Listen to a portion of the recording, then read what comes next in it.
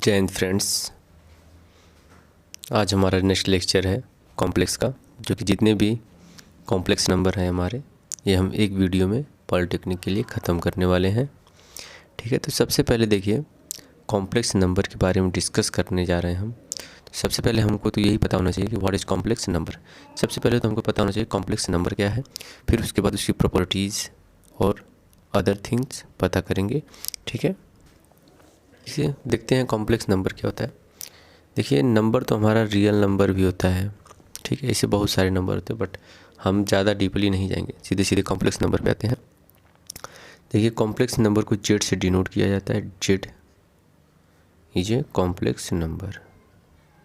क्या है हमारा? जेड कॉम्प्लेक्स नंबर है। ओके, फिर हमारा आता है ये, इसको डिनोट किया जाता है। ठीक है, जेड कॉम्प्लेक्स नंबर से डिनोट किया जाता है।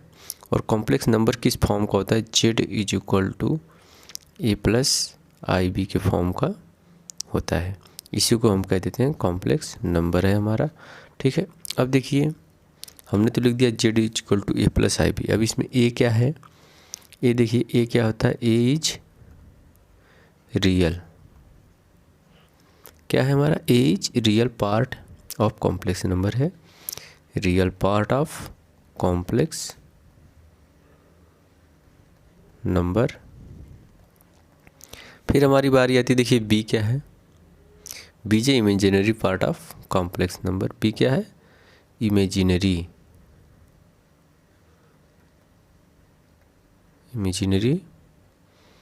Part of complex number.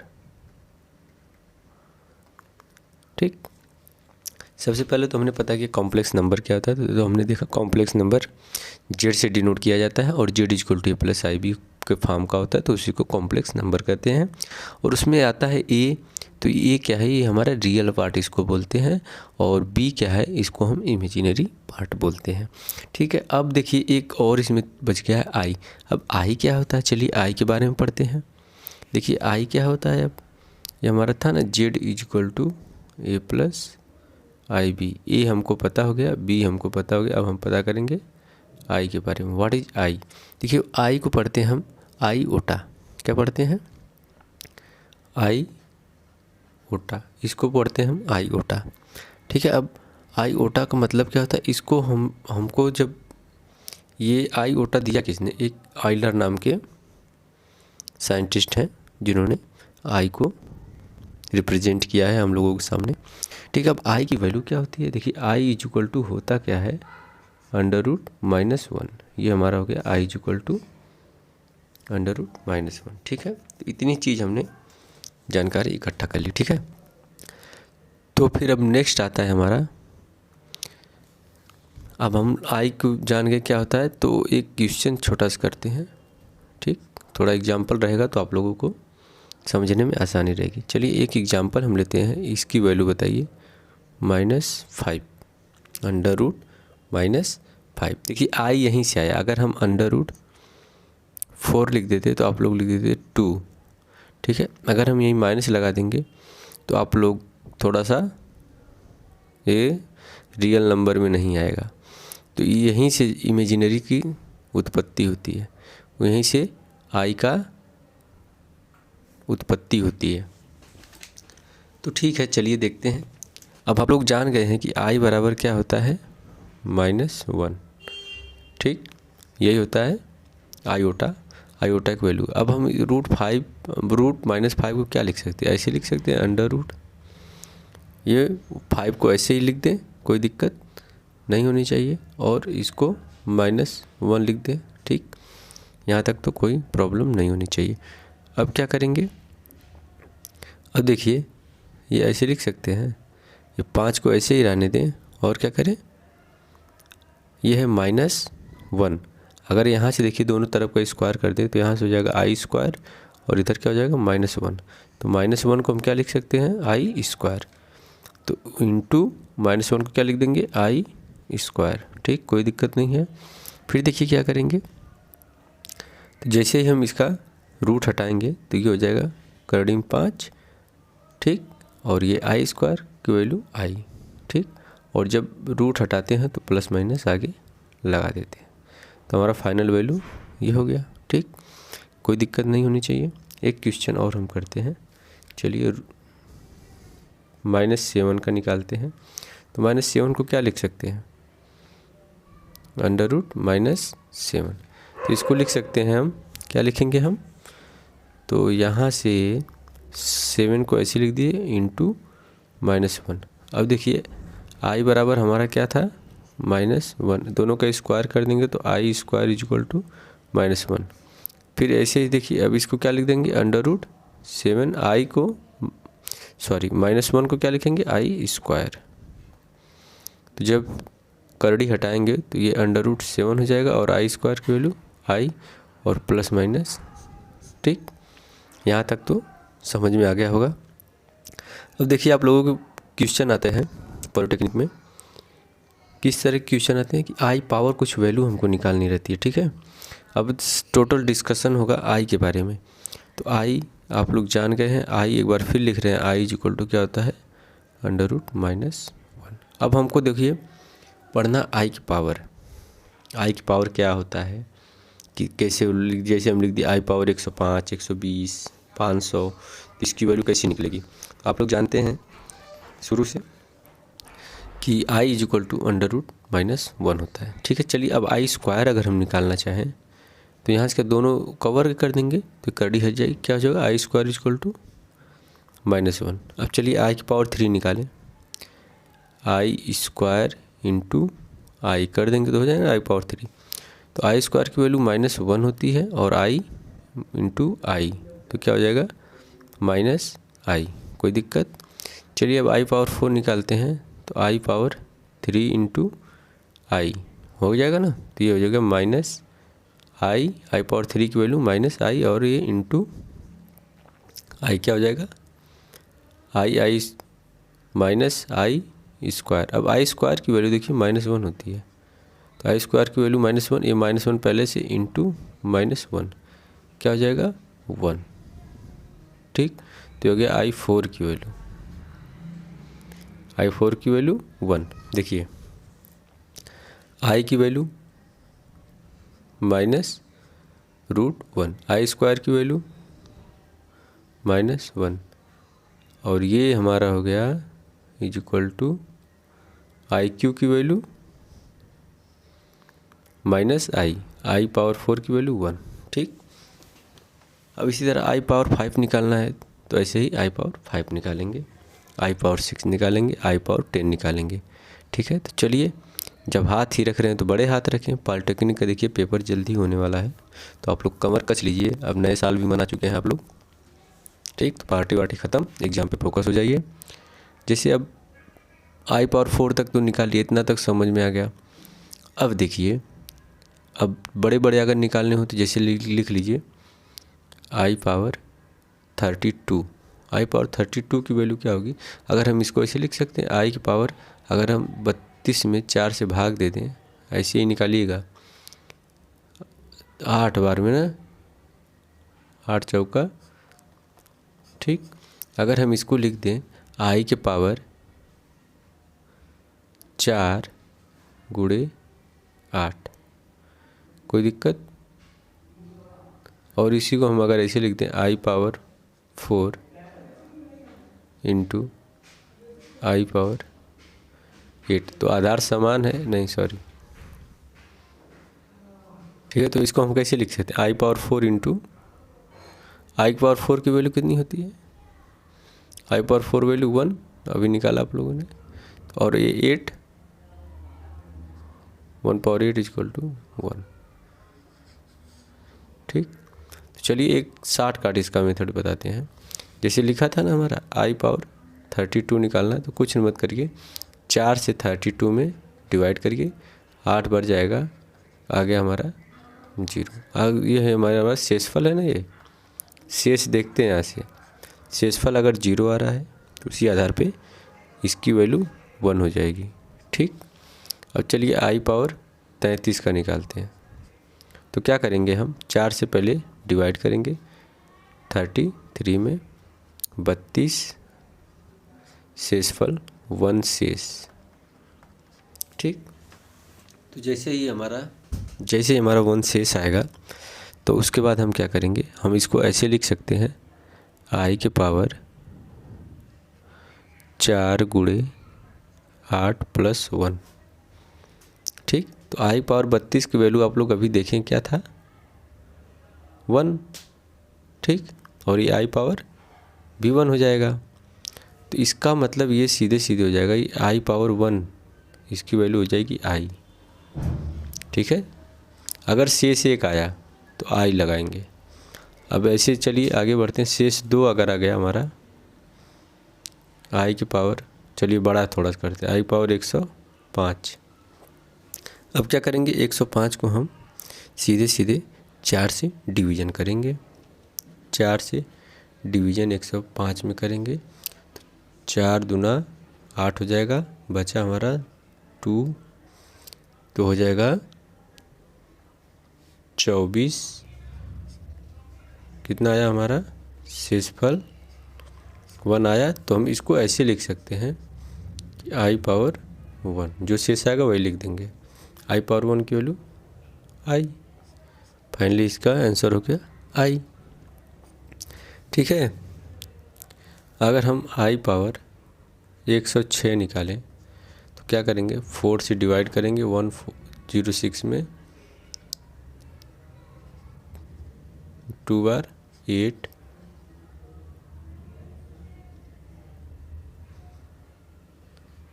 24, 2 कितना आया हमारा शेष 2 आया। तो इसको हम ऐसे लिख सकते हैं i power 2 value -1, i power 2 की वैल्यू -1। देखिए इसके पहले i पावर 2 की वैल्यू -1। ठीक है। तो इस तरह से हमारा यहाँ तक हो गया। चलिए ये तो हो गया हमारा ऐसे। अब नेक्स्ट हम करते हैं प्योरली इमेजिनरी क्या होता है। जैसे हम लिख दिए हैं, आपको पहले बताएं, हेडिंग डालिए प्योरली इमेजिनरी।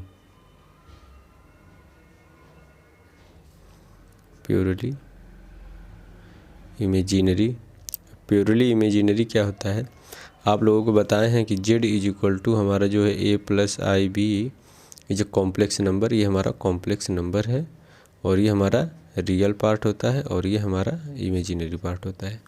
ठीक। यहाँ तक तो कोई दिक्कत नहीं। अब प्योरली इमेजिनरी क्या होगा, मतलब सिर्फ वास्तविक नंबर। सिर्फ वास्तविक नंबर हमारा हो जाएगा z = ib, ये हमारा है, इसमें कोई रियल पार्ट नहीं है। तो this is a purely imaginary. अब नेक्स्ट नंबर आता है हमारा प्योरली रियल नंबर। क्या आता है, purely real number. Purely real number क्या होता है, purely real number of complex number. जैसे हम लिख दें z = a + ib, यही होता है कॉम्प्लेक्स नंबर, ये होता है इमेजिनरी होता है और ये होता है रियल। तो अगर z = a सिर्फ लिख दिया तो ये हो गया हमारा purely real number. Next heading हमारी आएगी कॉन्जुगेट ऑफ कॉम्प्लेक्स नंबर। क्या है, हेडिंग डालिए conjugate of complex number. Conjugate of complex number. ठीक है। अब हम कोई भी कॉम्प्लेक्स नंबर हमारा दे दिया z = a + ib, अब इसको हमारा क्या लिखना है, कॉन्जुगेट। तो कॉन्जुगेट देखिए सीधे सीधे होता है कॉन्जुगेट z, इसका z = a + ib का कॉन्जुगेट क्या हो जाएगा हमारा, कॉन्जुगेट = a - ib। कुछ नहीं करना नहीं रहता है, यही प्लस के यहाँ माइनस कर देंगे तो ये हमारा कॉन्जुगेट बन जाता है। अब जैसे एक अगर जैसे हमारा लिख दिया है z = a - ib, तो इसका कॉन्जुगेट a + ib हो जाएगा। ठीक है। तो हमारा हो गया कॉन्जुगेट। अब हम नेक्स्ट हेडिंग पढ़ेंगे multiplicative inverse. This is most important. क्या है, मल्टीप्लिकेटिव इनवर्स। हेडिंग डालिए मल्टीप्लिकेटिव इनवर्स। Multiplicative inverse. अब मल्टीप्लिकेटिव इनवर्स क्या होता है, इसके बारे में हम जानकारी लेंगे। तो मल्टीप्लिकेटिव इनवर्स सीधे सीधे फार्मूला होता है z बार = मल्टीप्लिकेटिव इनवर्स, तो z बार। और एक चीज़ और आप लोगों को बता दें, ये जो कॉन्जुगेट है ना, इसको ये अगर ये जेड है, Z equal to A plus I B, तो कॉन्जुगेट को जेड बार से डिनोट करते हैं। क्या? जेड बार से डिनोट करते हैं, कॉन्जुगेट नंबर को जेड बार से डिनोट करते हैं। याद कर लीजिए इसको, ठीक है। तो फिर हमारा क्या आया था, हम मल्टीप्लिकेटिव इन्वर्स की बात करते हैं, तो जेड पावर -1, इसी ऐसे ही इसको मल्टीप्लिकेटिव इन्वर्स को रिप्रेजेंट किया जाता है। तो मल्टीप्लिकेटिव इन्वर्स इक्वल टू क्या होता है, जेड पावर अपान मॉड जेड का स्क्वायर, ठीक है। ये हमारा होता है मल्टीप्लिकेटिव इन्वर्स। अब नेक्स्ट हम बात करेंगे, देखिए इसमें तो मॉड जेड मल्टीप्लिकेटिव इन्वर्स निकालने के लिए हम तो मॉड जेड जेड बार पढ़ चुके हैं। जेड बार क्या होता है, हमारा कॉन्जुगेट है। और फिर उसके बाद क्या करेंगे, अब हम मॉड जेड अभी नहीं पढ़े हैं, तो मॉड जेड पढ़ने के लिए चलिए देखते हैं क्या है मॉड जेड ना, क्या मॉड जेड। तो नेक्स्ट हेडिंग हमारी होगी मॉडुलस या मापांक। क्या होगा हमारा, मॉडुलस या मापांक, modulus of complex number, modulus of complex number. अब मॉडुलस ऑफ कॉम्प्लेक्स नंबर क्या होता है, इसी को हिंदी में मापांक कहते हैं। क्या कहते हैं, मापांक, ठीक, लिख लीजिएगा, क्या कहते हैं इसको, मापांक। तो अब देखिए मॉडुलस क्या होता है, जैसे हमारा लिख दिया, अगर हमारा Z is equal to A plus I B है, तो इसका अगर हमारा मॉडुलस पूछ दिया, तो इसको मॉडुलस हम ऐसे लिख सकते हैं, mod Z is equal to under root A square plus B square. This is हमारा मॉडुलस हो जाएगा, ठीक है। ये हमारा है मॉडुलस। क्या इसमें किया गया मॉडुलस निकालने के लिए, हमारा ये complex number A plus I B के फॉर्म का होता है। कोई भी तनाव ना लीजिए, ये मत सोचिए जेड क्या है, ये क्या है, बी क्या है। This is a complex number है, सिंपल सा, और इसको हम जेड से डिनोट करते हैं। अब ये नहीं जेड क्या है, ए क्या है, तो क्या है, ए क्या है हमारा रियल नंबर है, बी क्या है इमेजिनरी पार्ट है, और आई हमारा आई ओटा है, और आई की वैल्यू हम पीछे बता चुके हैं। तो ऐसे ही मॉड निकालने के लिए कॉम्प्लेक्स नंबर का क्या करते हैं, अंडर रूट में रियल पार्ट का स्क्वायर प्लस इमेजिनरी पार्ट का स्क्वायर कर देते हैं, तो हमारा हो जाता है कॉम्प्लेक्स नंबर।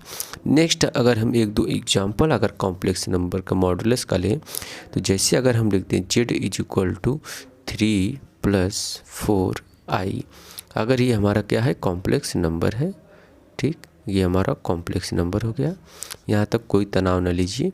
अब इसका हमको क्या दिया, मापांक या मॉडुलस ऐसे ही निकालते हैं, और इसको मॉडुलस को ऐसे रिप्रेजेंट किया जाता है, ठीक है। अब मॉडुलस निकालने के लिए हम क्या किए थे, या मापांक निकालने के लिए क्या किए थे, सबसे पहले जो भी कॉम्प्लेक्स नंबर दिया है उसके रियल पार्ट का स्क्वायर करते थे, तो यहाँ से 3 का स्क्वायर कर देंगे, प्लस इमेजिनरी पार्ट का स्क्वायर कर देंगे, तो इमेजिनरी पार्ट में क्या है 4 है, तो 4 का स्क्वायर कर देंगे, तो यहाँ से क्या हो जाएगा 3 का स्क्वायर 9 प्लस 4 का स्क्वायर 16 9 25 √25, √25 की वैल्यू होती है 5। तो ये हो गया हमारा मापांक या मॉडुलस। एक क्वेश्चन और आप लोग देते हैं, आप लोग खुद करिएगा। देखिए Z is equal to 3 + 7i, ऐसे हम लिख दिए कॉम्प्लेक्स नंबर, तो इसको मॉडुलस निकालने के लिए क्या करते हैं, इज इक्वल टू √3 का स्क्वायर कर देंगे और 7 का स्क्वायर कर देंगे, ठीक है। इसको आप लोग पूरा कर लीजिएगा, ठीक है। नेक्स्ट हमारा आता है polar form of complex number की, जो कि बहुत इंपॉर्टेंट है। क्या है, polar form of complex number. Heading आप लोग डालिए, polar form of complex number, ठीक है, polar form of complex number. और इसी को हम क्या कहते हैं हिंदी में, ध्रुवीय रूप। ये बहुत इंपॉर्टेंट है, इसको आप लोग अच्छे से पढ़िए। क्या है, ध्रुवीय रूप।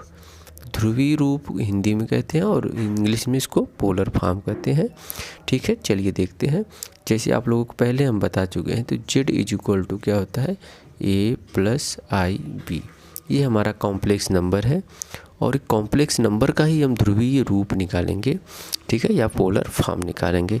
तो सबसे पहले हम क्या करेंगे, एक हमको डायग्राम की ज़रूरत पड़ेगी। ये देखिए हमारा एक्स एक्सिस है, क्या है हमारा, ये एक्स एक्सिस है, और ये वाई एक्सिस है।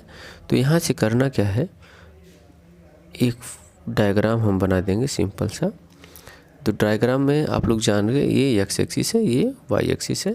तो एक्स एक्सिस पे जो हम दूरी चलेंगे उसको स्मॉल एक्स, और वाई एक्सिस पे जो चलेंगे उसको स्मॉल वाई, और एंगल ये हमारा थीटा। ठीक है, यहाँ तक कोई तनाव न लीजिए। ये हमारा पी है और ये कोऑर्डिनेट एक्स कामा वाई हो जाएगा।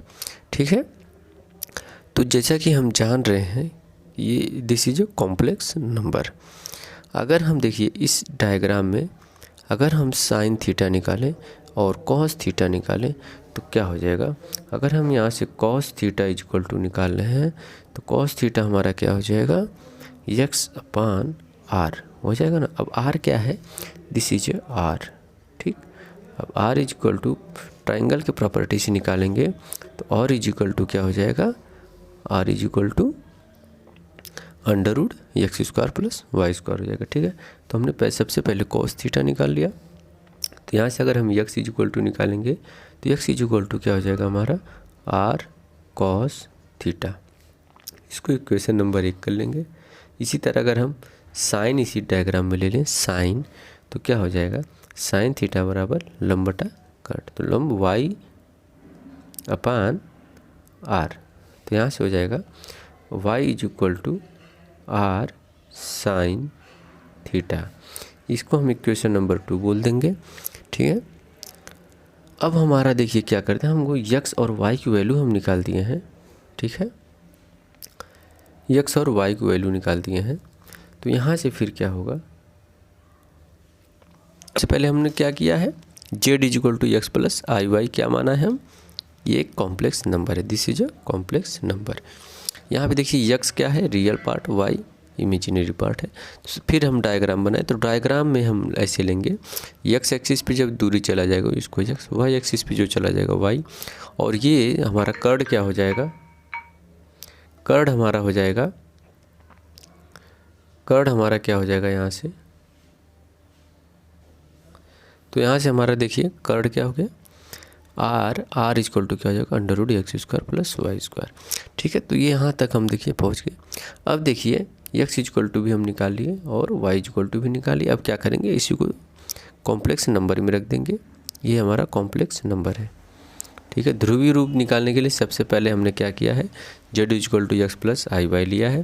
फिर डायग्राम से हम कॉस थीटा एक बार लिए हैं, एक बार साइन थीटा लेके एक्स और वाई की वैल्यू निकालेंगे और सिंपली इसको उठा के कॉम्प्लेक्स नंबर में रख देंगे। जैसे ही हम कॉम्प्लेक्स नंबर में रखेंगे तो यहाँ से क्या हो जाएगा, क्या था हमारा, Z is equal to x plus I Y था। तो एक्स की वैल्यू हमारी क्या आई थी, एक्स इज इक्वल टू हमारा आया था और कॉस थीटा, तो यहाँ लिख देंगे आर कॉस थीटा, और वाई की वैल्यू क्या आई थी, R sine theta, R sine theta. ठीक है, तो अब जेड इज इक्वल टू अगर अब निकालें, देखिए इसमें भी आर इसमें भी आर हम कॉमन ले लें तो क्या हो जाएगा हमारा, कॉस थीटा प्लस आई साइन थीटा, क्या हो जाएगा हमारा, और कॉस थीटा प्लस आई साइन थीटा। तो यहाँ तक तो आप लोगों को समझ में आ गया होगा। तो यही हमारा होता है पोलर फॉर्म, और क्या होता है हमारा पोलर फॉर्म, पोलर फॉर्म या ध्रुवीय रूप, this is a polar form. अब आर इज इक्वल टू देखिए, आर इज इक्वल टू हमको क्या, हमारा आर इज इक्वल टू हो जाएगा, अगर हम इस ट्रायंगल से निकालें तो क्या हो जाएगा, X square plus Y square, this is R is equal to. ठीक, तो यहाँ पे देखिए कॉस थीटा तो आप लोग जान गए, एंगल का जो निकालेंगे वही हमारा कॉस थीटा हो जाएगा, और आर इज इक्वल टू क्या आया है हमारा, under root X square plus Y square, this is R. ठीक, ओके। देखिए यहाँ पे तो हमको पता चल गया आर इज इक्वल टू क्या है। अब देखिए थीटा अगर निकालना रहेगा डायरेक्ट तो हम थीटा कैसे निकालेंगे, जैसा कि आप लोग देखे होंगे कि एक्स इज इक्वल टू और कॉस थीटा है, Y is equal to R sine theta. Equation 1 और इक्वेशन 2 को क्या करेंगे, इक्वेशन 2 अपान इक्वेशन 1 कर देंगे। जैसे इक्वेशन 2 अपान इक्वेशन 1 करेंगे, चलिए इक्वेशन 2 अपान इक्वेशन 1 करते हैं, तो यहाँ से क्या हो जाएगा, R sine theta upon R cos theta is equal to Y by X हो जाएगा। आर से आर देखिए कट जाएगा, यहाँ से हो जाएगा sine upon cos is equal to 10 is equal to Y by X. तो यहाँ से हो जाएगा theta is equal to 10 inverse Y by X. ठीक है, तो दिस इज और थीटा, ये हमारा थीटा हो गया। तो देखिए ये क्या है, यही पोलर फॉर्म है, इस इम्पोर्टेंट फार्मूला है। Z is equal to R bracket में कॉस थीटा प्लस आई साइन थीटा। अब देखिए R is equal to diagram से हमने निकाल लिया क्या होता है।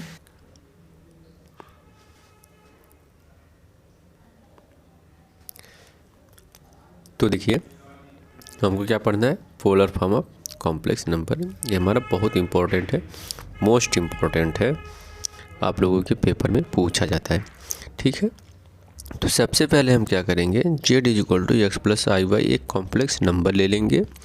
जैसे ही कॉम्प्लेक्स नंबर हम लेंगे तो हमारा ये एक डायग्राम होगा, और डायग्राम में ये एक्स एक्सिस, ये वाई एक्सिस, और ये एक्स एक्सिस पे चली गई दूरी एक्स, वाई एक्सिस पे चली गई दूरी वाई, और this is properties of triangle, this is और R is equal to X square plus Y square under root में रहेगा। तो यहाँ से हम निकाल दिए हैं X equal to Y equal to एक बार साइन कॉस लेके, फिर हमारा आ गया है ये दिस इज पोलर फॉर्म, और आर इज इक्वल टू भी हमारा आ गया है, और हमारा जो थीटा इज इक्वल टू भी आ गया है। ठीक है, तो थीटा इज इक्वल टू क्या होता है, tan inverse Y by X. ठीक है, नेक्स्ट अगर हम आगे चलें तो नेक्स्ट हेडिंग हमारी होगी एम्पलीट्यूड और आर्गूमेंट ऑफ कॉम्प्लेक्स नंबर। क्या होगी हमारी अगली हेडिंग, एम्पलीट्यूड, एम्पलीट्यूड ट्यूड और argument, argument, argument of complex number, of complex number. ठीक है, तो एम्पलीट्यूड और आर्गूमेंट ऑफ कॉम्प्लेक्स नंबर क्या होता है, सबसे पहले क्या करेंगे हम, जेड इज इक्वल टू एक कॉम्प्लेक्स नंबर मान लेंगे, Z is equal to x plus I Y हमारा एक क्या है, कॉम्प्लेक्स नंबर है। अब हम एक्स इज इक्वल टू हम लोग निकाले हैं, तो हमारा एक्स इज इक्वल टू क्या आया था, और कॉस थीटा, और कॉस थीटा, और वाई इज इक्वल टू क्या आया था हमारा, आर साइन थीटा। ठीक है, और जैसे ही हम एक्स अपन वाई निकाले हैं या वाई अपन एक्स निकाले हैं तो हमारा क्या आया था, टेन थीटा। तो यहाँ से हम क्या किए थे, इक्वेशन 2 अपन इक्वेशन 1 किए थे, तो थीटा इक्वल टू हमारा क्या आया था, tan inverse Y by X. ठीक है, यहाँ तक तो सबको समझ में आया है। अब देखिए क्या होता है आर्गूमेंट, यही जो हमारा होता है theta equal to tan inverse Y by X, this is amplitude और आर्गूमेंट, इसी को हम कह देते हैं एम्पलीट्यूड, एम्पलीट्यूड आर आर्गूमेंट। ठीक, यही हमारा एम्पलीट्यूड और आर्गूमेंट होता है। देखिए पेपर में ये भी पूछा जाता है कि एम्पलीट्यूड और आर्गूमेंट निकालने के लिए, और देखिए एम्पलीट्यूड और आर्गूमेंट को रिप्रेजेंट कैसे किया जाता है, अगर हमको लिख दिया ए एम पी, ये हो गया amplitude of complex number Z. ठीक है, और A R G argument of Z, ये हमारा तो है। ठीक है, amplitude of Z is equal to tan inverse Y by X, और argument of Z is equal to tan inverse Y by X. ठीक, कोई प्रॉब्लम यहाँ तक नहीं होनी चाहिए। अब देखिए हमारा एक आता है principal argument R, principal argument R principal amplitude. देखिए अगर जो हमारा कॉम्प्लेक्स नंबर है, ये first coordinate, second and third and fourth, if our complex number is first coordinate then amplitude और argument is theta, simply theta हो जाएगा। अगर हमारा कॉम्प्लेक्स नंबर प्रथम चतुर्थांश में आता है तो हमारा एम्पलीट्यूड और आर्गूमेंट थीटा होगा। अगर हमारा कॉम्प्लेक्स नंबर सेकंड चतुर्थांश में आता है तो वहाँ पे हमारा आर्गूमेंट हो जाएगा पाई माइनस थीटा।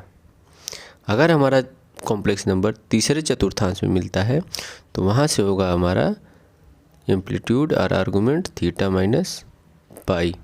अगर हमारा चौथे चतुर्थांश में आ जाता है तो हमारा एम्पलीट्यूड माइनस थीटा हो जाएगा। ठीक है, यहाँ तक तो समझ में आ गया। और ये बहुत मोस्ट इम्पॉर्टेंट है, इस पे क्वेश्चन हम आप लोगों को कराएंगे। इसको लिख लीजिए, याद कर लीजिए। जब क्वेश्चन कराएंगे ना तो ये चीज़ बहुत अच्छी समझ में आ जाएगी कि ये कब होगा, ये कब होगा, ये कब होगा, ये कब होगा। ठीक है, तो थोड़ा सा हम आप लोग डिस्कस कर देते हैं आप लोगों के लिए। Representation of complex number, heading डाल लीजिए representation of complex number. Representation of complex number. ठीक है, CN का मतलब कॉम्प्लेक्स नंबर। कॉम्प्लेक्स नंबर को रिप्रेजेंट कैसे किया जाता है, जैसे हम लिख दिए x प्लस आई वाई। ठीक है, तो ये जो चतुर्थांश अभी बनाया ना, तो ये हमारा x एक्सिस है, ये y axis, this is y axis. Okay, तो देखते हैं कि x प्लस आई वाई है, तो इसमें क्या होता है, x is real, y is imaginary. तो जब भी हम इसको ग्राफ पे प्लॉट करते हैं तो x इज रियल, उसको हम इस x एक्सिस पे डिनोट करते हैं। x को यहाँ डिनोट करेंगे और y को यहाँ डिनोट करेंगे। ठीक है, तो चलिए जैसे हम एग्जांपल ले लें, अगर 3 + 4i को रिप्रेजेंट करना है हमको, तो 3 को x एक्सिस पे लाएंगे 1 2 3। ठीक, और y देखिए प्लस में है, 4 है, तो इसको y एक्सिस पे चलाएंगे 1 2 3 4। ठीक, तो ये हमारा बना 3,4। ये सही, देखिए हमारा प्रथम चतुर्थांश में आ गया। ठीक है, अगला एग्जाम्पल ले हम। अगला एग्जाम्पल अगर लीजिए हम 3 - 4i। तो सबसे पहले एक x एक्सिस ड्रा करेंगे और y एक्सिस, फिर क्या करेंगे, जो हमारा ये है इसको x एक्सिस पे लेके जाएंगे। 3 है और +3 है, तो 1 2 2 3 यहाँ पे आया। और हमारा -4 है, देखिए y एक्सिस पे -4 है। अब तो कहाँ आ जाएगा, हम नीचे आ जाएंगे, -4 1 2 3 4, ये रहा -4। ठीक, तो ये ऐसे जाएंगे और इस 3 के सीध में, तो ये हमारा आ गया, यहाँ पे नंबर मिलेगा 3, -4। तो ये किस चतुर्थांश में आ गया, 4th में आ गया। देखो ना, 4th में आया ना। इसी तरह वहाँ पे डिफाइन करेंगे हम, ये जो है सबसे पहले तो जो z इक्वल टू हमारा ये मिलेगा हमको। अगर यहीं पे x - आई वाई हो जाएगा तब उससे सीधे चौथे चतुर्थांश में पहुंच गया। x प्लस आई तो पहले में है, इसी तरह से यहीं से एम्पलीट्यूड निकाला जाएगा। इसीलिए हम प्रिंसिपल आर्गूमेंट और प्रिंसिपल एम्पलीट्यूड की बात किए हैं। ठीक है, चलिए एक नंबर और आप लोगों को देते हैं हम। एक नंबर और देखिए, निकालिए -3 - 4i। चलिए सबसे पहले तो x एक्सिस ड्रा करेंगे और y एक्सिस ड्रा करेंगे। x एक्सिस पे कितना चलना है हमको, -3, तो माइनस इधर होगा ना, तो 1 2 2 3 -3 यहाँ हो गया। और 4 माइनस पे जाना है, तो 1, तो माइनस y एक्सिस नीचे हो जाएगा ना, 2 3 4, तो ये -4 यहाँ पे हमारा मिल गया। तो इसके और इसके सीध में ये रहा हमारा -3, -4। किस चतुर्थांश में, तीसरे में। तो यहाँ से एम्पलीट्यूड निकाल लेंगे।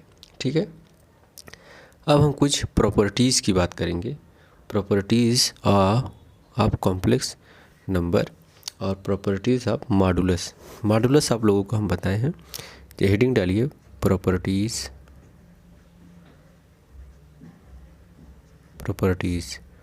गुण। ठीक है, हिंदी में गुण।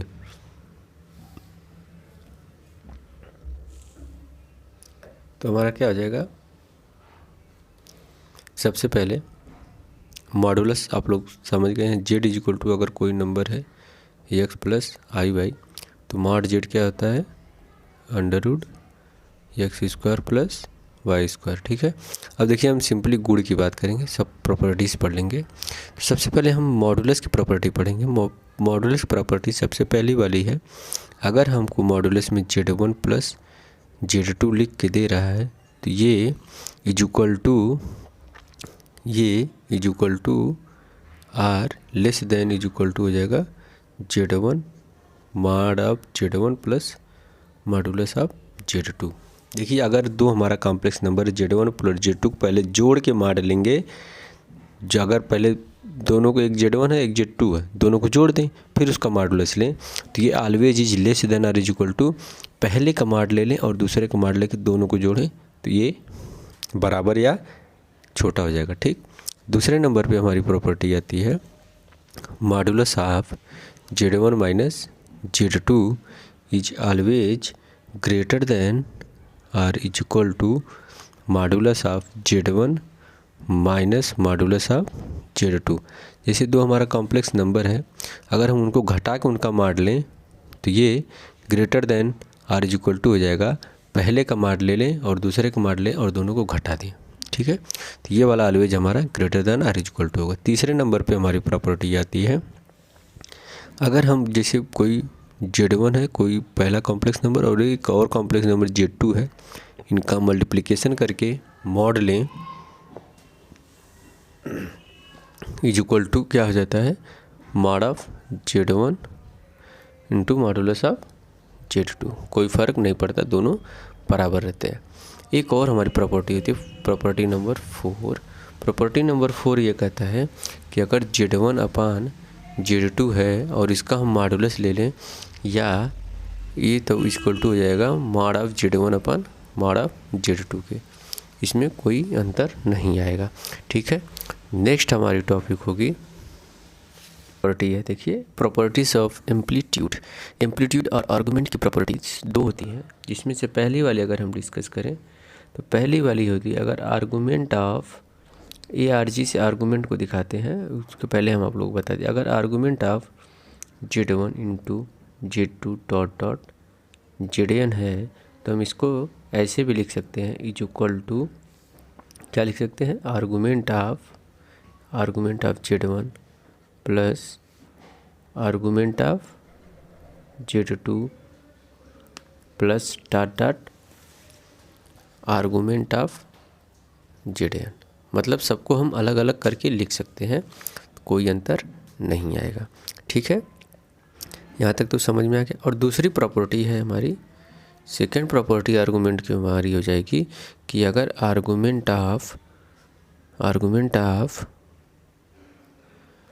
Z1 अपान Z2 है, ठीक है, Z1 अपान Z2 है तो इसको हम लिख सकते हैं argument of Z1 minus argument of Z2।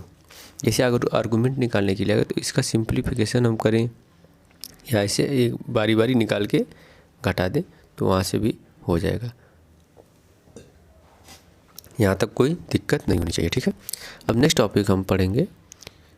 Next topic हमारी क्या होगी रेशनलाइज है परिमेयीकरण रेशनलाइजेशन। रेशनलाइजेशन क्या होता है आप लोग सिंपली पढ़े होंगे 9th-10th में, वहाँ पे रेशनलाइजेशन करते थे। यहाँ पे जेड कॉम्प्लेक्स नंबर का रेशनलाइजेशन कैसे, अगर हमारा जेड इज इक्वल टू लिख दिया है x प्लस आई वाई अपान ए प्लस आई बी, तो इसका रेशनलाइजेशन हो जाएगा हमारा। रेशनलाइजेशन में क्या करते हैं जो हर में होता है मतलब जो डिनोमिनेटर में होता है, ठीक है, उसको क्या करते हैं इनटू उसके जो ये चिन्ह है इसको बदल देते हैं ए माइनस आई बी अपान ए माइनस आई बी ऊपर नीचे मल्टीप्लिकेशन कर देते हैं। तो ये सिंपली हमारा यही रेशनलाइजेशन होता है। ठीक है, ये हमारा हो गया रेशनलाइजेशन।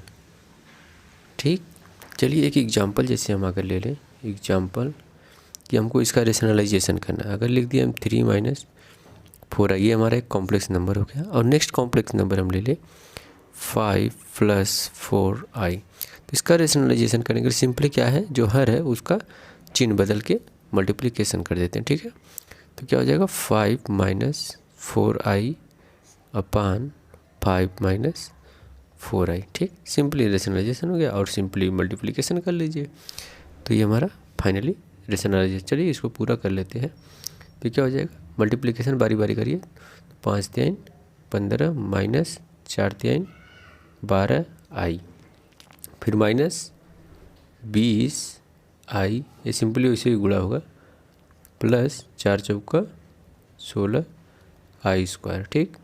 और अपान में क्या हो जाएगा 5 ए प्लस बी ए माइनस बी, ए स्क्वायर माइनस बी स्क्वायर, ठीक। तो देखिए यहाँ से क्या हो जाएगा, आई स्क्वायर की वैल्यू क्या हो जाएगी -1 हो जाएगी, तो यहाँ से -16 हो जाएगा और ये 15 हो जाएगा, और इन दोनों को जोड़ लेंगे, और ये सिंपली कैलकुलेशन है, आप लोग करिएगा। आप लोग नहीं कर पाए कमेंट में बताइए, कराया जाएगा। जब हम नेक्स्ट लेक्चर लाएंगे तो उसमें आप लोगों को सारी की सारी बता दी जाएंगी, ठीक है। तो अगला टॉपिक हमारी होगी square root of complex number. क्या पढ़ेंगे हम? Square root of complex number या वर्गमूल ऑफ कॉम्प्लेक्स नंबर, ठीक है। तो नेक्स्ट हमारा था क्या, square root of complex number, ठीक है। तो सबसे पहले देखिए कॉम्प्लेक्स नंबर हमने माना है प्लस आई बी जो कॉम्प्लेक्स नंबर। तो इसका स्क्वायर रूट का फार्मूला सीधे होता है कि अगर हम लिख दें अंडर रूट जेड, यही निकालना हमको जेड का वर्गमूल।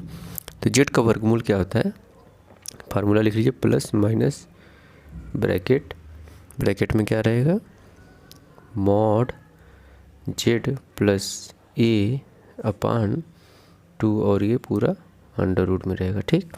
फिर यहाँ लगाया जाता है, देखिए प्लस माइनस, फिर यहाँ पे लिखते हैं under root mod Z minus A upon 2, ठीक है। ये ए रहेगा हमारा, ठीक है। तो यहाँ से क्या हो गया हमारा,